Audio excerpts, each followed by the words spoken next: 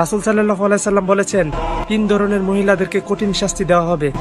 1 number, যেই মহিলা পরপুরুষকে চুল দেখিয়েছিল সেই মহিলাকে কাল হাসরের মাঠে জাহান্নামের এক প্রান্তে চুল বেঁধে ঝুলিয়ে দেওয়া হবে।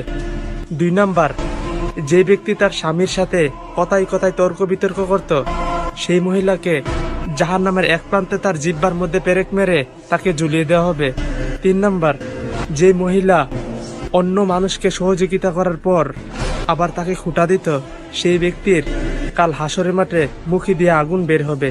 আর যে ব্যক্তি নবীর একটা হাদিস শুনে অন্য আর একটা মুসলমান ভাইকে জানিয়ে দিবে সেই ব্যক্তি কাল হাসরের মাঠে আমার নবীর সাথে জান্নাতে প্রবেশ করবে। ভিডিওটা শেয়ার করে দেন না, কেউ যদি আপনার জন্য জান্নাতি হয়। রাসূল সাল্লাল্লাহু আলাইহি সাল্লাম বলেছেন, 3 ধরনের মহিলাদেরকে কঠিন শাস্তি দেওয়া হবে। 1 নাম্বার, যেই মহিলা পরপুরুষকে চুল দেখিয়েছিল